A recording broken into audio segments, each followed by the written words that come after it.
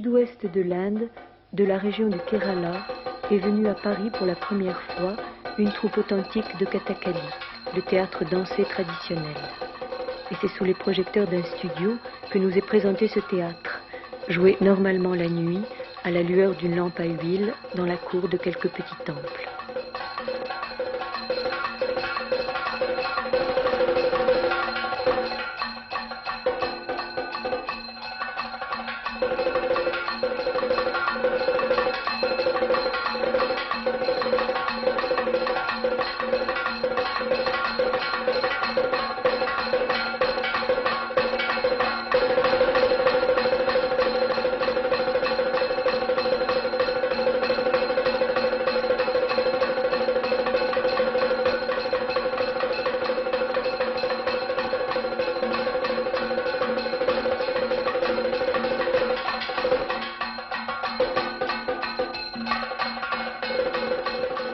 Derrière le rideau vont apparaître dieux et démons, héros et vilains, hommes et animaux, personnages mythologiques de drames tirés surtout des grandes épopées hindoues, le Mahabharata et le Ramayana.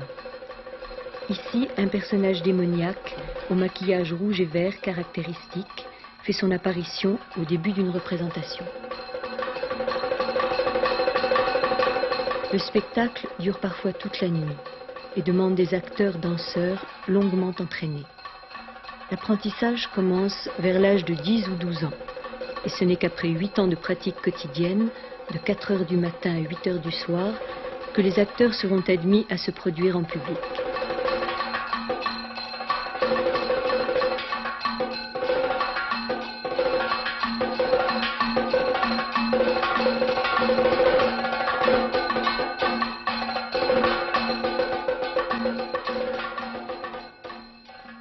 Dans l'école de Kathakali du Kerala Kalamandalam, la journée de travail commence avant l'aube. Avant tout exercice, avant toute représentation, les élèves effectuent une salutation adressée aux dieux, à leur maître et au lieu où se déroule la danse, qui devient ainsi un lieu sacré. Le travail des yeux doit s'effectuer avant le lever du soleil. Dans un silence total, les élèves font des mouvements d'yeux circulaires, en ligne horizontale, verticale, diagonale, en courbe, ainsi que des vibrations, tout ceci à 4 vitesses différentes. Avant de commencer, ils se sont mis un peu de beurre liquide dans les yeux. Grâce à ce travail, certains acteurs parviendront à une telle maîtrise de leur regard qu'ils seront capables de faire rire un œil et pleurer l'autre.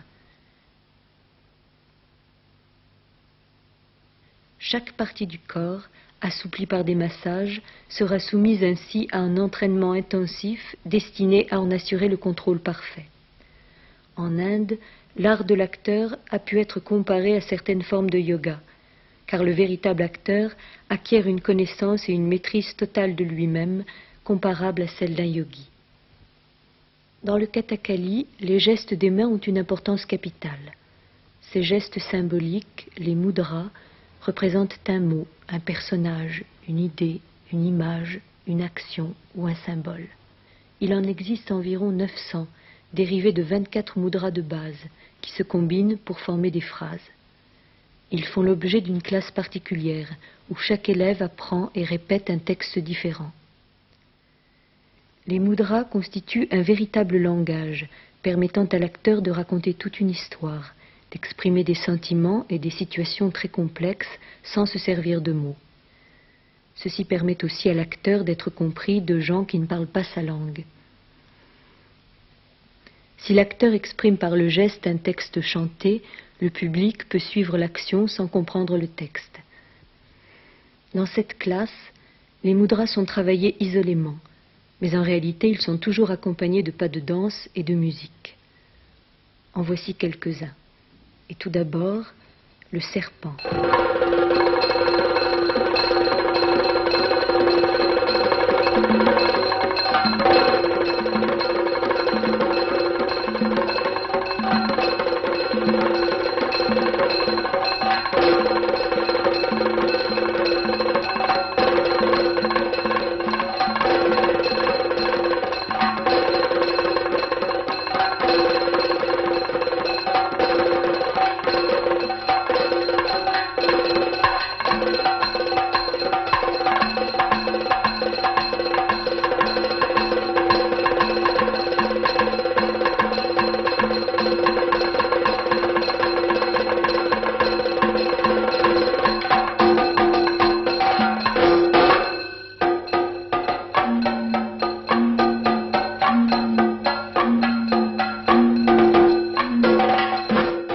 lotus.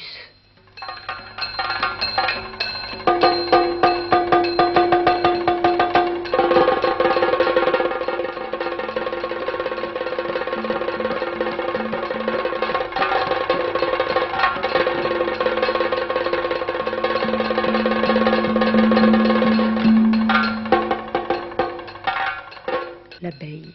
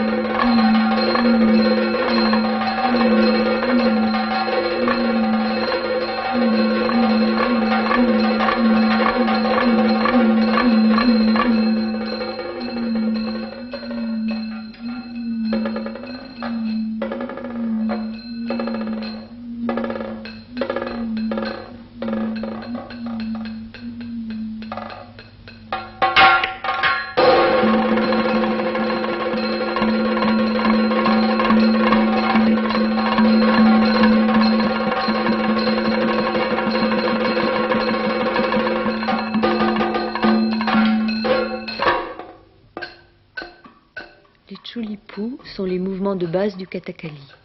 Composés de cercles, de rotations, ils font travailler le corps et les pieds dans leurs diverses positions. C'est un peu l'analogue du travail à la barre des danseurs occidentaux.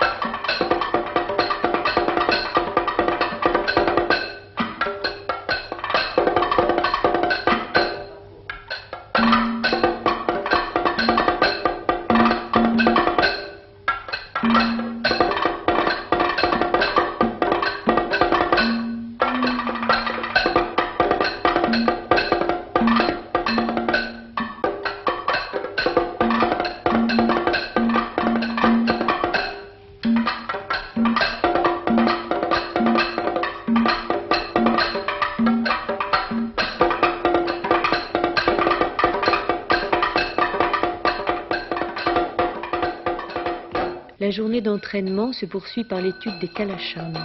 Ce sont des séquences de danse intervenant entre les vers, les stances décrivant l'action, en guise de ponctuation.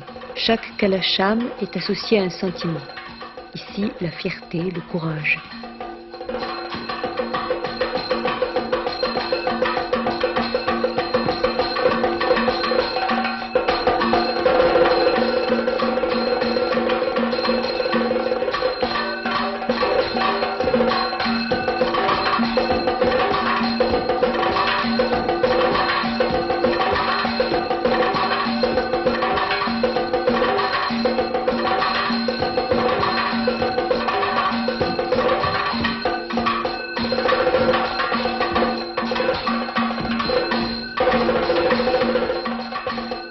Ce kalacham est associé aux scènes d'amour.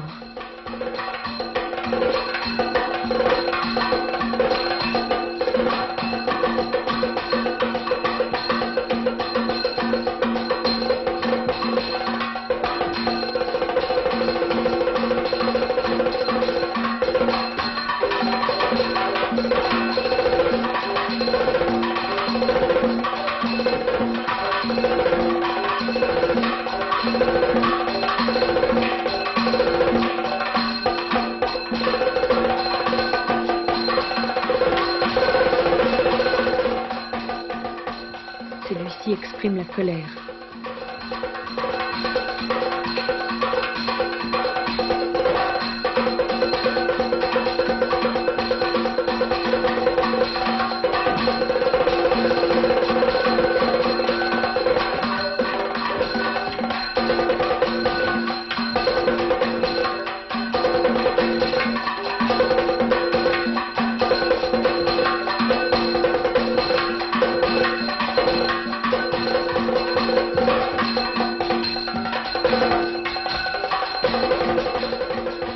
Ce Kalacham, dansé principalement par les personnages héroïques, exprime l'allégresse.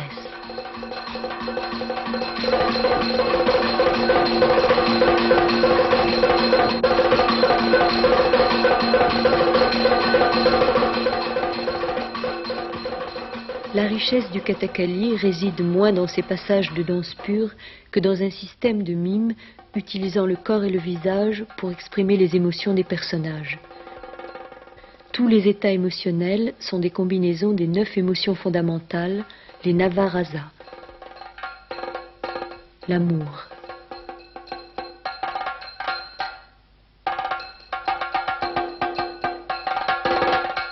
la fierté, l'héroïsme.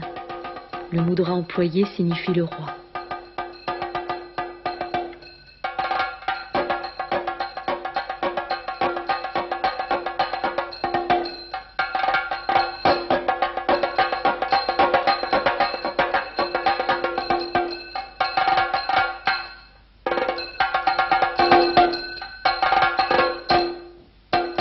La tristesse, la compassion.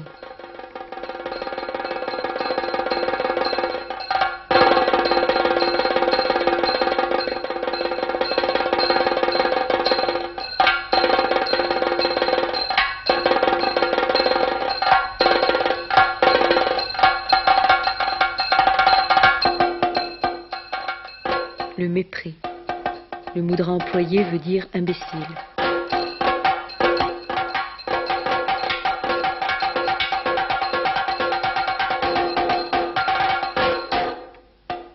L'émerveillement, l'étonnement.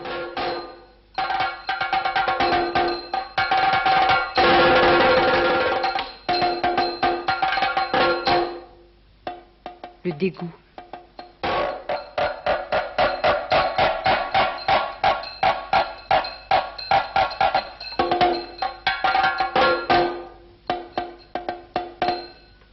La peur.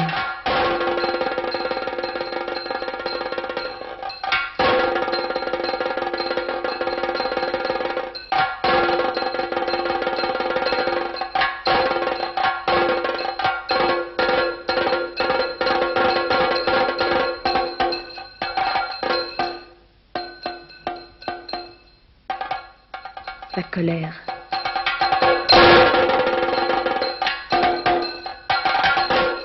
Et enfin, la sérénité.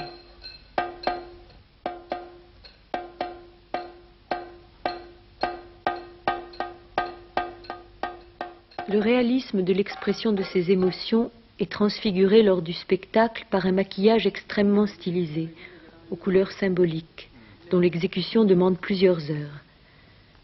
Le maquillage va transformer l'acteur en dieu, en démon ou même en animal.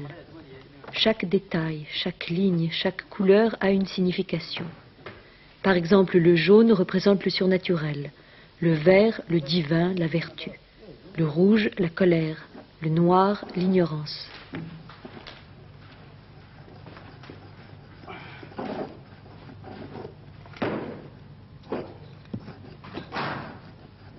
Commencé par l'acteur, le maquillage est terminé par le maître de maquillage à l'aide de pâte de riz broyée, tandis que l'acteur s'endort ou se concentre sur son personnage.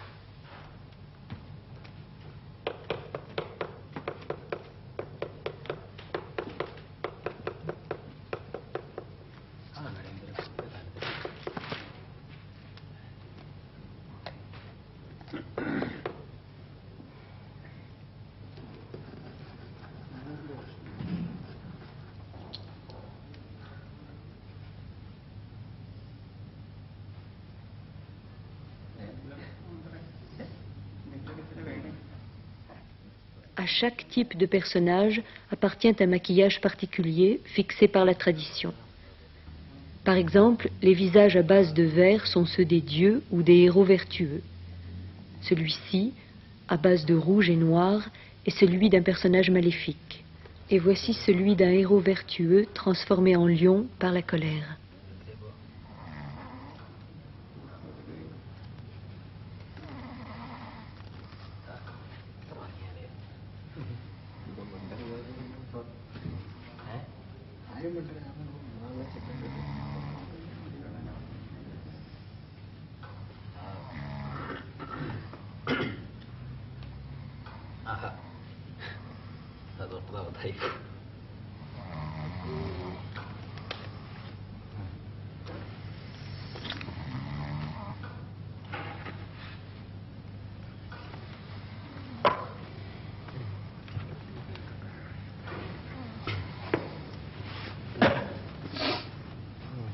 Mierda.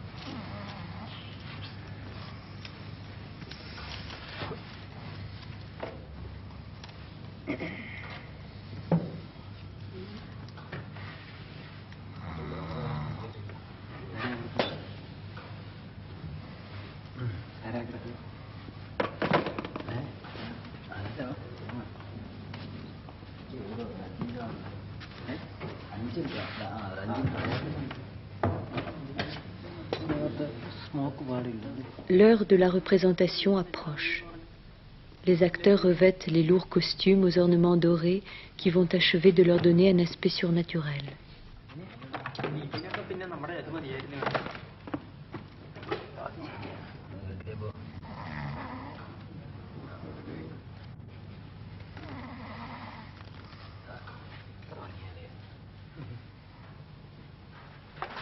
Le moment le plus important de l'habillement est la pose de la coiffure, impressionnante construction de bois sculpté et doré qui achève de transformer l'être humain en un personnage mythique. Avant de la revêtir, l'acteur prononce une invocation à son maître et au dieu Krishna qu'il va incarner, et il exécute des gestes rituels.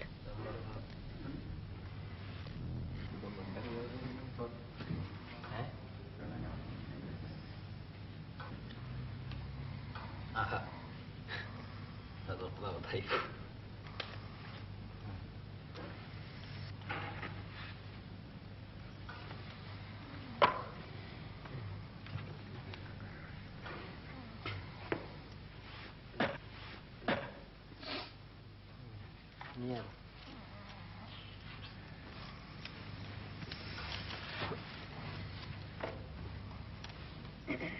Dès lors, l'acteur se prépare à entrer en scène. Ce n'est plus tout à fait un homme, on n'a plus le droit de l'appeler par son nom. C'est désormais un dieu, un démon ou un être légendaire qui va apparaître derrière le rideau multicolore. C'est par exemple, dans la scène que vous allez voir, le héros Bhima, déguisé en cuisinier, étouffant le démoniaque Kitchaka qui a voulu abuser de sa femme Draupadi.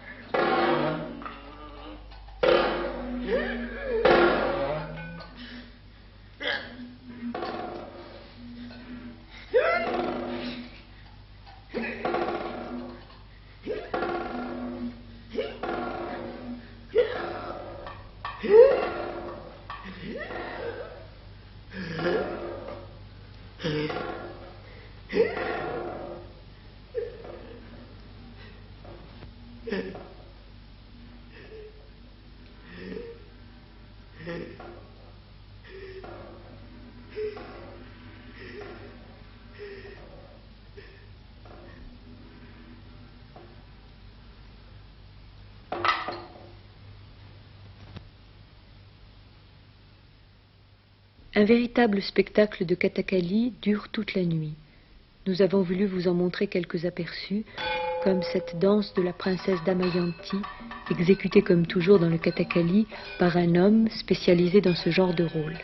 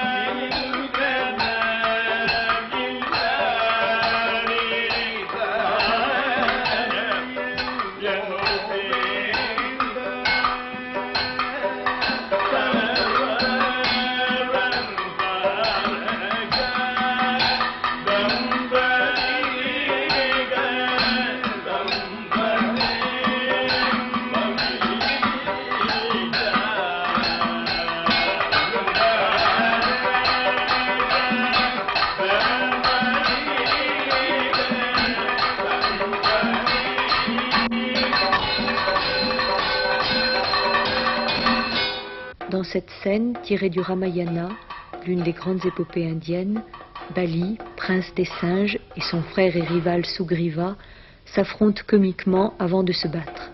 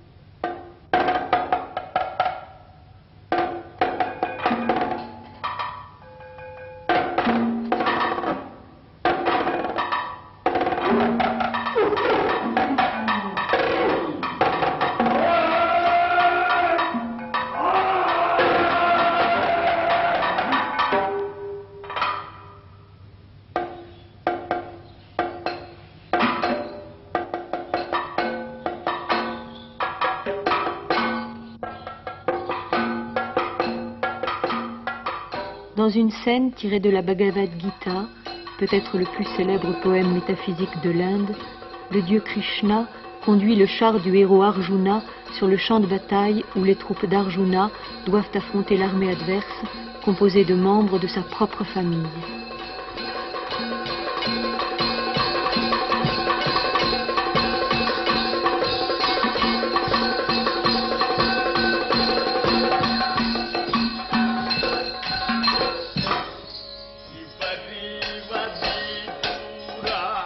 Arjuna s'adresse au dieu Krishna. Ô Krishna, je t'en prie, arrête ton char devant l'armée ennemie, afin que je puisse voir les hommes que je vais combattre.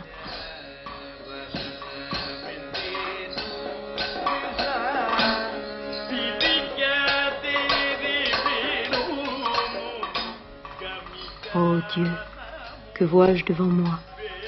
Je vois mon maître, je vois mon grand-père vénéré, je vois mes cousins, mes amis, et des milliers de braves gens. Oh Krishna, arrêtons-nous et partons. Pourquoi conquérir un royaume sur les cadavres de tous ces gens? Je me sens défaillir. Mes mains sont engourdies. J'ai même peur de l'avenir. Partons.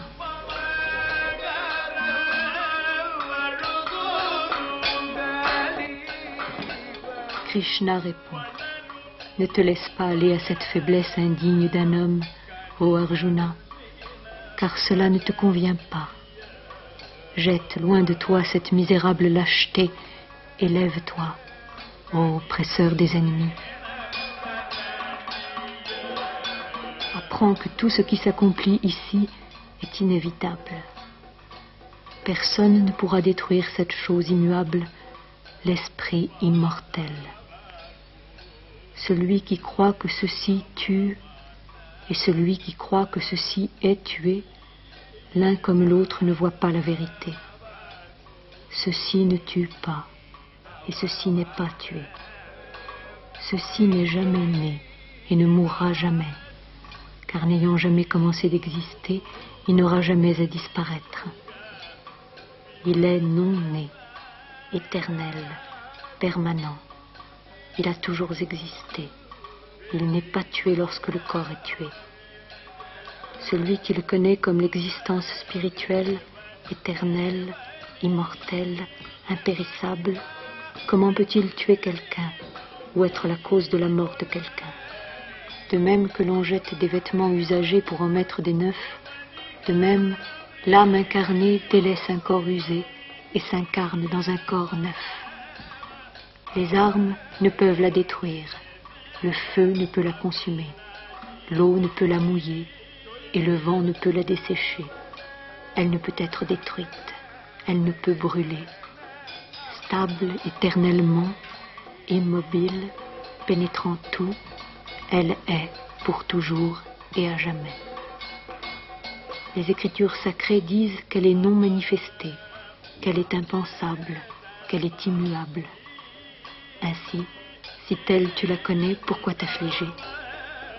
Elle qui demeure dans le corps de chacun, ô Arjuna, elle est éternelle et ne peut être tuée. Tu ne dois donc pleurer sur personne. Au contraire, tu ne dois pas faillir à ton devoir. Il n'y a rien de plus beau pour un kshatriya que de se battre au nom du devoir.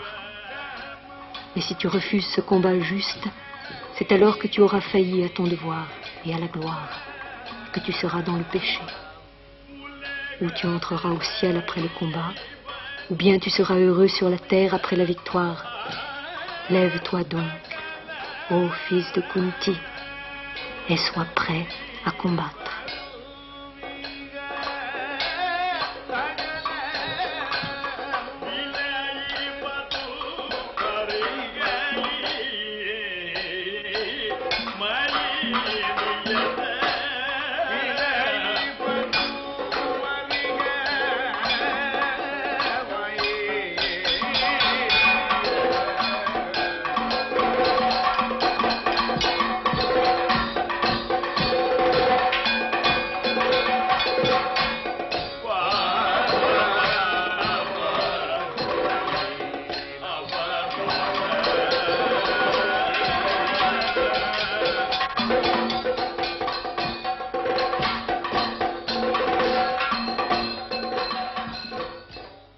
Arjuna dit: Ô Seigneur au cœur si tendre, je me précipite à tes pieds.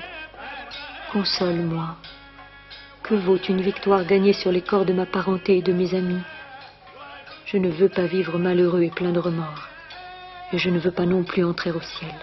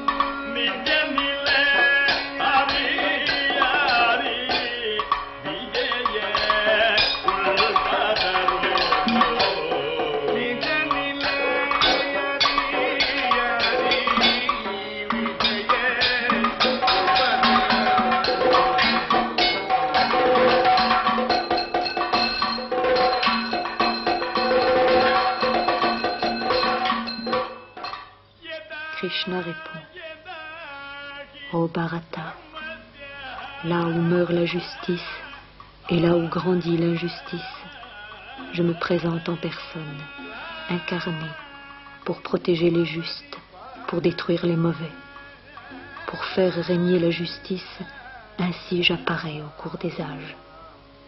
Mais pour ceux qui me vénèrent et qui méditent sur ma seule personne, pour ceux qui connaissent la persévérance, j'apporte l'accomplissement de ce qu'ils n'ont pas et l'assurance de ce qu'ils ont.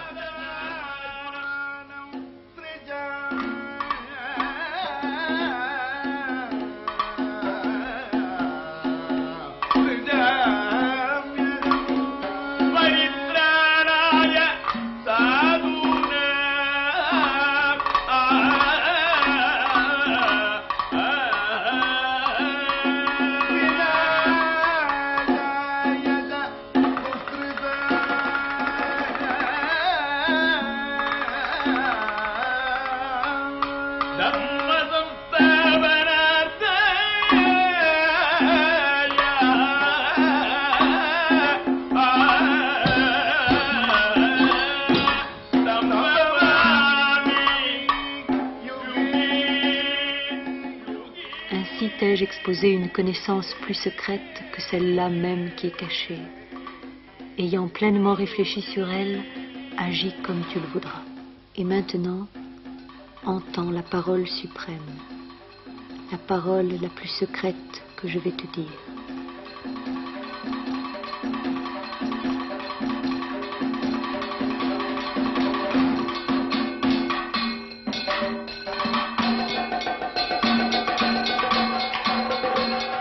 Ce qu'il faut voir, ton œil humain ne peut pas le saisir, mais il y a un œil divin, et cet œil, voici, je te le donne. Contemple-moi en mon yoga divin.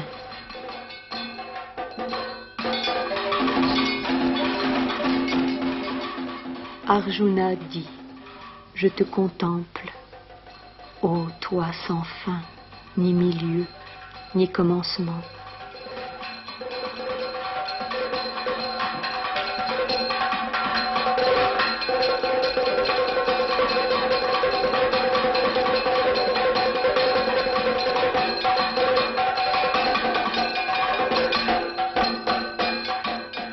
Et Arjuna, réconforté par Krishna, repart vaillamment sur le champ de bataille.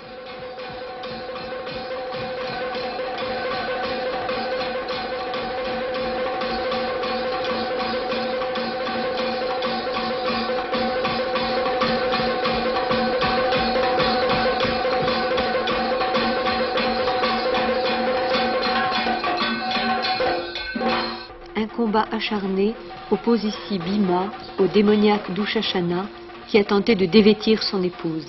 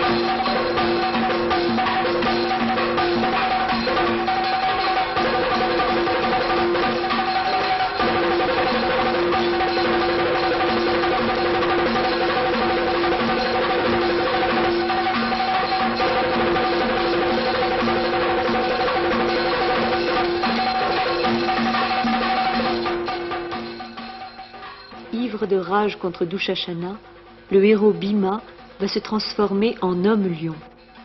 tandis que la transformation s'opère, Dushashana est terrifié.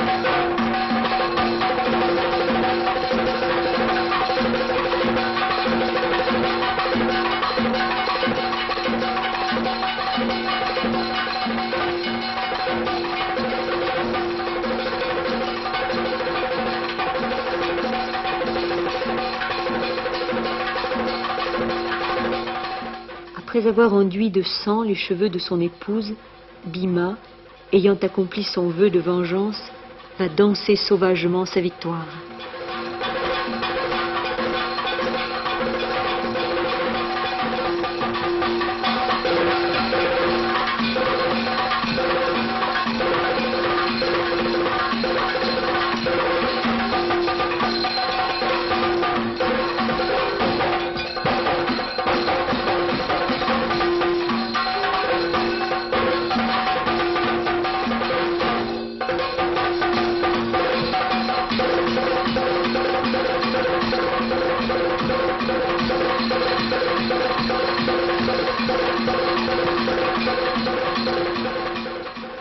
apparaît alors le divin Krishna qui va l'apaiser et lui redonner sa dignité humaine.